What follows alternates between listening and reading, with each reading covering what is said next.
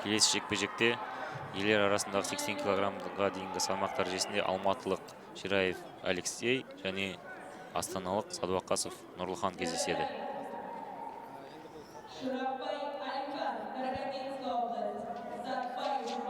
Енді спортшыларды таныстыра кетсек, Садуақасов Нұрлыхан, астаналық спортшы, Қазақстан Республикасының чемпионы, соңғы осы Атырауда өткен Қазақстан Республикасының кубогының чемпионы. Осыған дейін 3 жекпе-жек өткізді. Үшеуінде де толық жеңіске жетіп, ақтық жекпе-жекке шықты. Шираев Алексей, алматылық мықты спортшы. Енді кімнің жеңіске жетерін уақыт көрсетеді. Екеуі де жеңіске деген құштарлықтарын көрсетуде. Өзі финалға жетудің өзі оңай жұмыс емес. Толық контакты, ешқандай қорғаушылық амуниция дейміз. Амунициясыз шығып, толық контакты өнер көрсетуде. Карате негізі өзі травма келетін спорт түрлерінің бірі. Енді өздеріңіз білесіздер, қолмен, аяқпен ешқандай киімсіз шығып өнер көрсету енді әрбір адамның қолынан келе бермейді.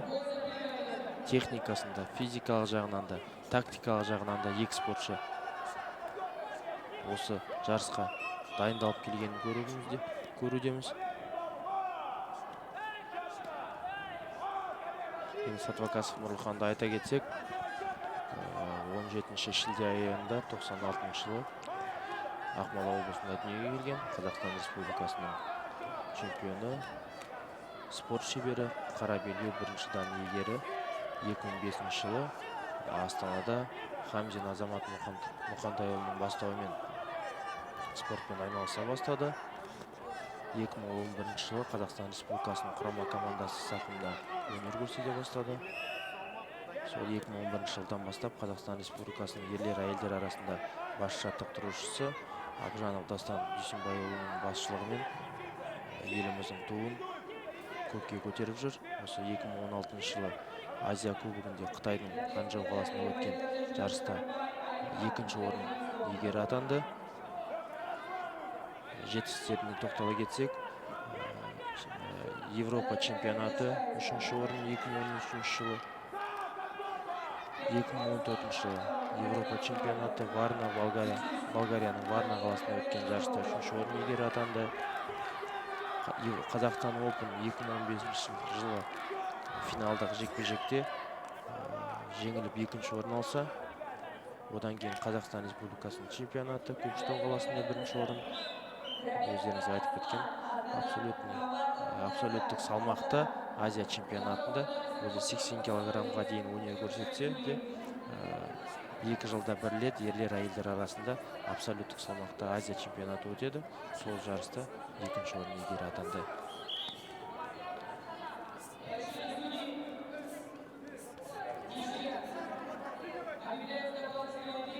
Наблюдаем за поединком среди мужчин до 80 килограмм.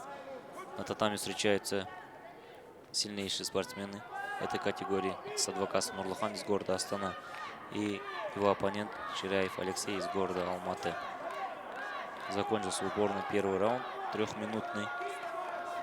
В нем не удалось выявить победителя, так как бой был равным, и продолжается поединок. Второй раунд, добавленное время 2 минуты. Здесь очень ущербные, жесткие удары по ногам наносит Садуақасов Нұрлыхан. Также Шираев Алексей руками очень хорошо работает, но часто нарушает, попадая в лицо. Как мы говорили в Кёкушинкай-кан карате, руками по лицу бить запрещено.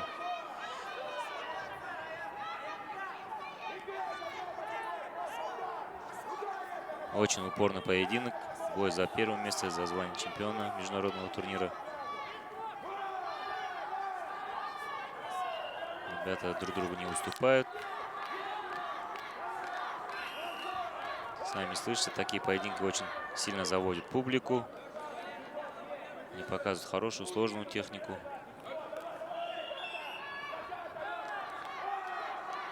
Захваты, прихваты, толчки в Киокушинкай-кан карате запрещены. За это можно получить чуи, предупреждение.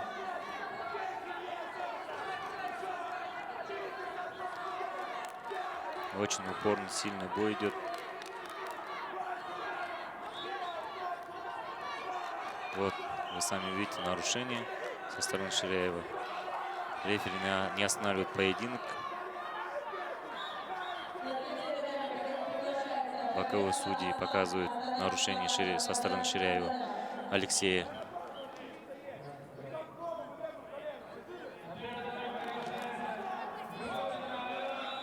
Закончился второй раунд. Осымен қосымша берілген уақыт аяқталды. Төрешілердің шешімін күтеміз.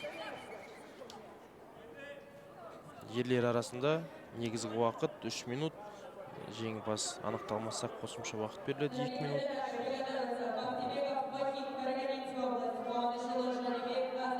Төрешілер шешіммен бірінші қосымша уақыт тең дәрежеде өтті. Тағы да қосымша 2 минут уақыт беріледі.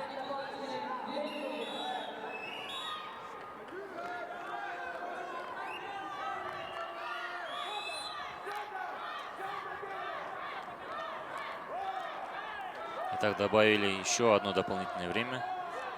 2-минутное.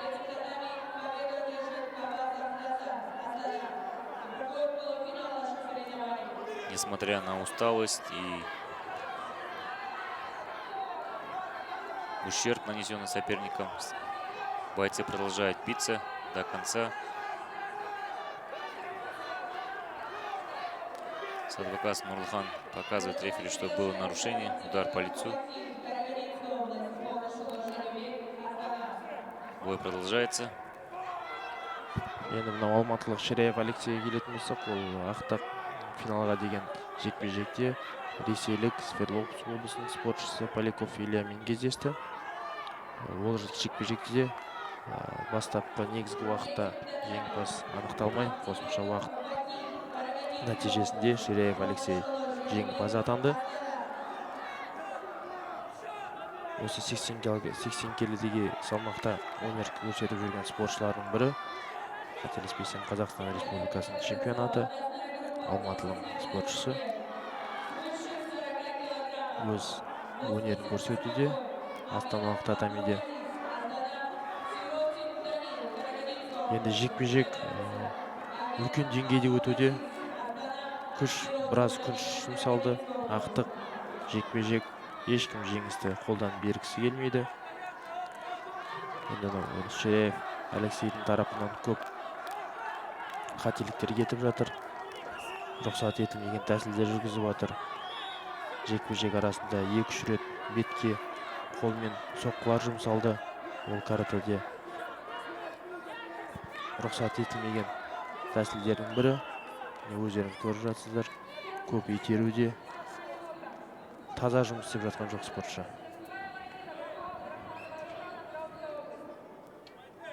Итак, завершился второй дополнительный раунд, 2-минутный. Ждем решения судей. Сами видели, очень упорный поединок. Здесь оценивается не только действие соперника, движение его вперед, но и насколько он правильно и без нарушения наносит удары незапрещенные. И насколько он нарушает правила, сколько он нанес ущерба сопернику. По решению судьи объявляется ничья и объявляется взвешивание. Спортсмен, который весит на 5 килограмм меньше, должен здесь одержать победу. Если разница в весе отсутствует, будут подсчет досок по результатам тамаши-вари, которые спортсмены разбивали перед полуфинальными поединками способами кулаком, локтем, ребром ладони, также пяткой. У кого общее количество досок составляет большее количество, одерживает победу. Но сейчас ждем решений. После взвешивания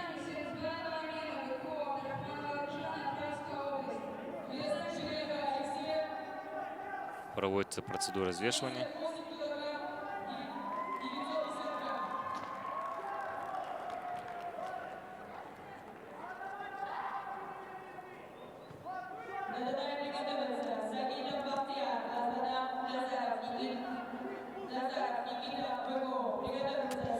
Жекпе-жек тең төрешілер шешімімен тең дәрежеде өтті. Енді салмақ өлшеу нәтижесі бойынша бұл жекпе-жекте астаналық Садвакасов Нурлыхан жеңімпаз атанды. Так, по результатам взвешивания разница в весе составила более 5 килограмм. Победа присуждается Садвакасову Нурлыхану. И он становится чемпионом международного турнира Казахстан Open.